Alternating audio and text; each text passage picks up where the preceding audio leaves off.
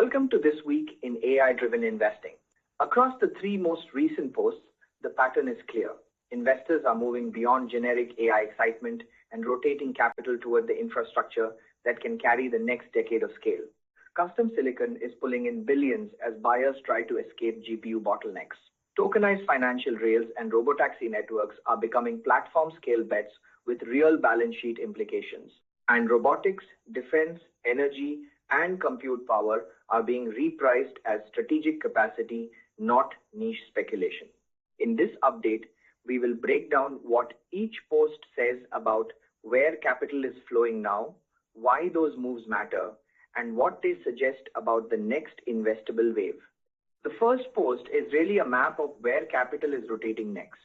Custom AI chip sales are projected to grow 45% in 2026 versus roughly 16% for GPUs, while about $10.7 billion has already flowed into chip startups this year. That matters because hyperscalers increasingly want alternatives to buying ever more NVIDIA capacity at premium margins. The same post shows similar appetite for deep infrastructure elsewhere. Helion raised $465 million at a $15.5 billion valuation. The commercial space market is pushing toward $1 trillion, and New Limit closed $435 million at a $3.1 billion valuation. The investment takeaway is that the market is rewarding foundational bottleneck solvers, not just downstream AI apps. The second post highlights a different kind of scale. Network businesses and financial rails that are starting to look like category-defining platforms. Tokenized real-world assets have reached about $28.9 billion on-chain, while stablecoins remain near $320 billion, suggesting financial plumbing is steadily moving on to programmable rails. Waymo then raises the size of the autonomy bet with a $16 billion round at a $126 billion valuation and an ambition of 1 million weekly rides. At the same time, AI-native security names such as Exaforce and Expo are soaking up capital, and Isomorphic Labs shows that TechBio can still command multi-billion-dollar checks. The connective insight is that investors are paying up for systems that compound usage, data, and defensibility across entire networks. Quick pause here.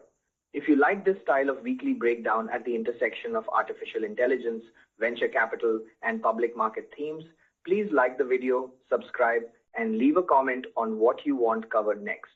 I can go deeper on custom silicon, tokenization, robotics, energy infrastructure, defense technology, or longevity investing.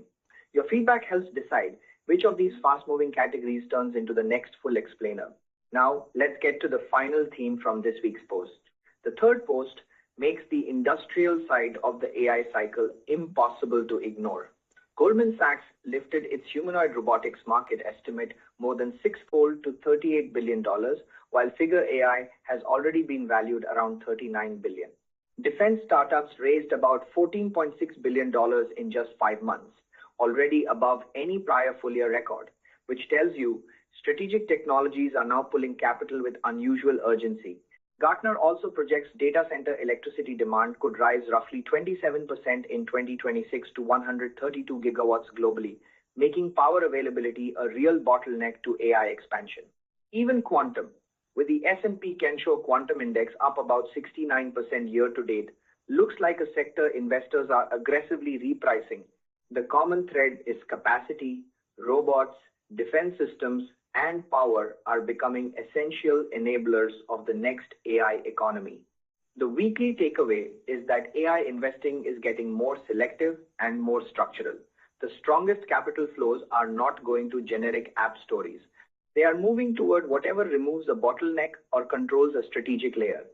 Custom silicon, tokenized rails, autonomous fleets, cyber infrastructure, power, robotics, and deep tech platforms with real network effects. That does not mean every theme here is cheap or de-risked. In fact, some already look crowded.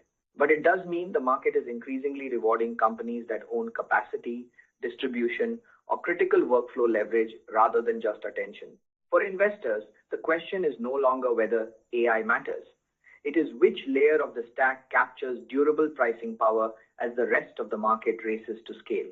Thanks for watching, and I will see you in the next update.